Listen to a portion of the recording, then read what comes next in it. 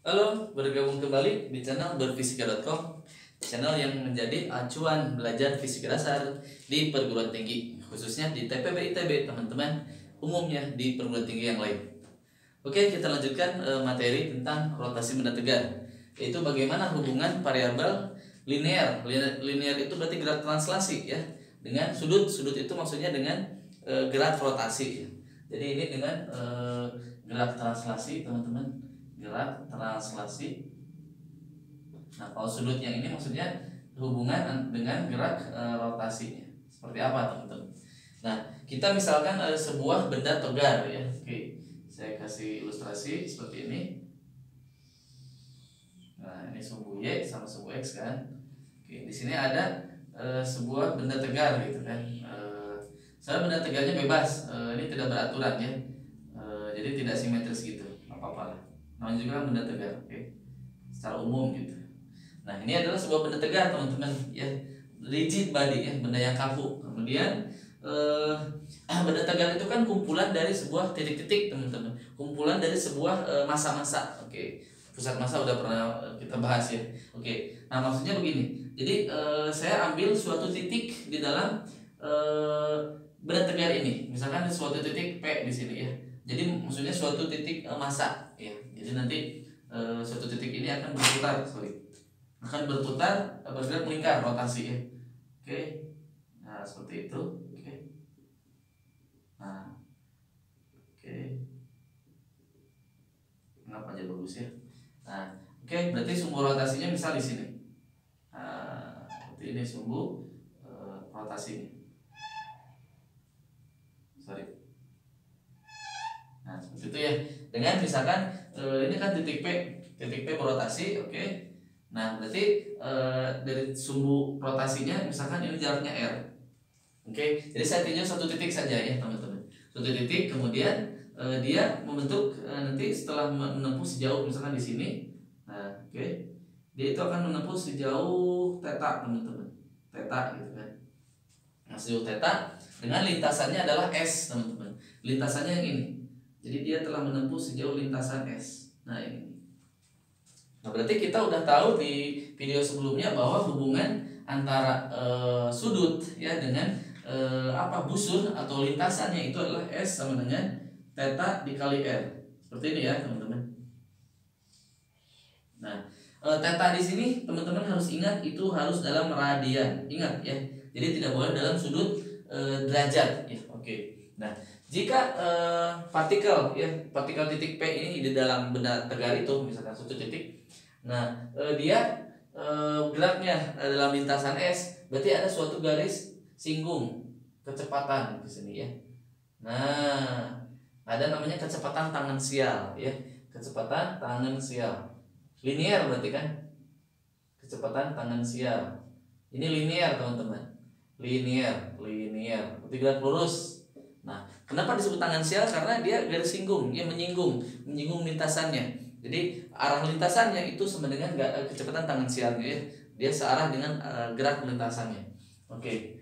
Nah, berarti kalau kita ingin tahu kecepatan tangensial, itu kan kita tahu bahwa kecepatan itu adalah perubahan dari jarak ya, perubahan dari posisi atau jaraknya dibagi waktunya, teman-teman. Oke, turunan pada suatu titik. Oke, kita udah pernah bahas limitnya mendekati 0 menjadi sebuah turunan. Nah, kita tahu bahwa S di sini, ya udah kita buka, teman-teman. S itu adalah theta dikali R ya. R-nya R kecil, oke. R kecil boleh lah, R kecil ya. Nah, seperti itu. Berarti di sini kita udah tahu bahwa perkalian ya turunan itu kan nanti U dikali V itu adalah U aksen V ditambah U V aksen. Ini matematika, teman-teman. Yaudah, teman-teman coba kita hitung. Ini berarti yang mana dulu? U-nya tetap, oke, tetanya tetap, berarti U aksen dulu. Oh, ini U-nya ya. Berarti ini U, ini V-nya. Berarti d theta per dt, oke, dikali R ya. Dikali R, oke. Ditambah yang ini U-nya theta dikali V aksennya ini dr per dt. Nah, kira-kira mana yang akan nol, teman-teman? Yang akan nol adalah ini. Kenapa? Karena R itu adalah jarak dari sumbu rotasi ke titik P, ya, ke titik partikel itu jaraknya tidak berubah selama gerak rotasi, teman-teman. Artinya konstan R-nya. Berarti turunan dari suatu nilai konstanta yang ini menghasilkan yang nanti 0. Turunannya 0, 0 kali theta 0. Nah, sehingga saya dapatkan rumus bahwa V itu adalah hubungannya adalah R d theta per dt. Ini teman-teman, kecepatan tangan sialnya. Nah, kita tahu bahwa perubahan sudut terhadap waktu atau turunannya itu tidak lain adalah kecepatan sudutnya, teman-teman. R dikali omega. Nah, berarti tuh saya dapatkan hubungan seperti ini. Nah, ini adalah hubungan gerak translasi dengan gerak rotasi. Nah, seperti itu. Nah, berarti teman-teman, omega ini, kecepatan sudut itu adalah kecepatan gerak melingkarnya, di mana semua titik itu nilainya akan sama, teman-teman, selama R-nya sama. Jadi misalkan ini nanti ada satu titik lagi di sini. Nah, ini titik P, ini titik Q. Oke, dia juga bergerak melingkar seperti ini. Ya, gitu kan? Dia bergerak melingkar juga. Nah, ada V-nya juga, tangan sialnya di sini. Ada tangan sialnya juga. Nah, teman-teman lihat omeganya selama sudutnya sama, nih sudutnya sama. Misalkan dia udah di sini tuh, sudutnya sama tuh, sudutnya sama yang ditinjaunya, yang dilewatinya. Tetapi S-nya berbeda, nih S-nya, nih S-nya. Tuh yang ini lebih kecil, ini lebih besar. Tuh artinya apa? Kecepatan tangan sialnya juga akan berubah-berubah. Juga R-nya juga berubah, teman-teman, ya. Omega kan konstan, tapi R-nya, coba jaraknya R, ini R pada titik P. Kalau R pada titik ini tuh. Sehingga kalau pada semakin jauh dia dari sumbu rotasi, berarti V-nya semakin V makin besar. Jika apa? Jika R-nya ya, jika R membesar. Jika R membesar. Begitupun sebaliknya. Jadi kalau kita berputar pada suatu lintasan gitu, kita ada di sini sama sebelah sana, pusat rotasi sana, pasti yang ujung yang paling cepat nanti, ya. Oke. Nah, itu adalah hubungan antara kecepatan tangan sial. Oke. Nah, kemudian kita lanjutkan hubungan yang lain, yaitu dengan percepatan, teman-teman. Oke. Bagaimana dengan percepatannya? Percepatan tangan sial dulu lah. Oke, sebelum percepatan tangan sial saya sedikit lagi menyinggung di sini tentang gerak melingkar di sini. Nah, gerak melingkar di situ nanti ada periode, teman-teman. Jadi ada periode atau waktu, periode atau waktu putar. Waktu satu putaran. Nah, waktu itu kalau di definisi waktu adalah dari ini dulu. Kecepatan adalah jarak per waktu, teman-teman. Berarti waktu itu adalah jarak dibagi kecepatannya, seperti itu. Nah, berarti kalau di gerak melingkar ini kita tahu bahwa waktu satu periode itu adalah satu putaran penuh. Berarti satu putaran penuh adalah S. S-nya adalah dari titik P balik lagi ke titik P. Berarti lintasannya berapa, teman-teman? Busurnya 2pi dikali R, teman-teman. Dibagi kecepatannya adalah V. Nah, seperti ini. Ini adalah waktu tempuh satu putaran penuh, T-nya.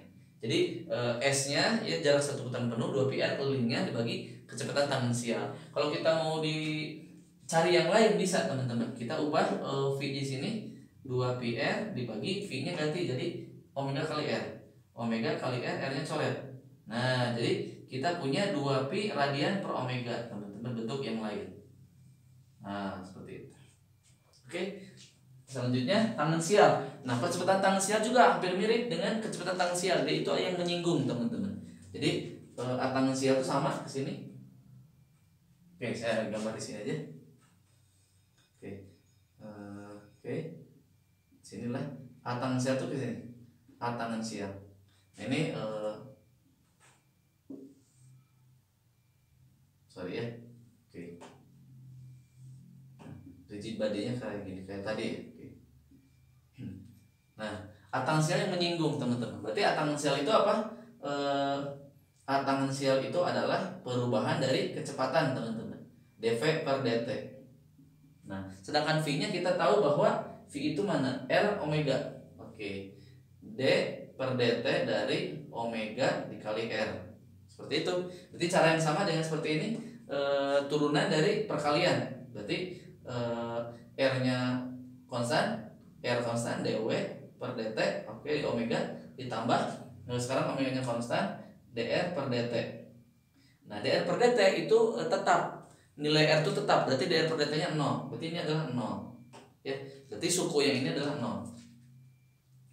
Nah, suku yang ini adalah sama dengan 0, berarti saya punya hubungan A tangensial itu adalah R dikali perubahan kecepatan sudut terhadap waktu itu adalah alfa teman-teman. Nah, ini jadi A tangensial itu adalah R dikali alfa. Jadi hubungannya adalah percepatan linear ya tangensial itu sama dengan percepatan sudut atau gerak rotasinya, ini hubungannya. Nah, kemudian kita ingat bahwa di gerak translasi dulu ya, kalau di gerak melingkarnya itu ada namanya kecepatan radial teman-teman yang menuju pusat lingkaran, A radial. A radial itu adalah tidak lain A sentripetal ya, A sentripetal. Itu besarnya adalah V kuadrat dibagi R-nya jari-jarinya. Berarti kita tahu V-nya apa tadi? Omega dikali R dikuadratkan per R. Jadi omega kuadrat dikali R kuadrat dibagi R. Jadi apa?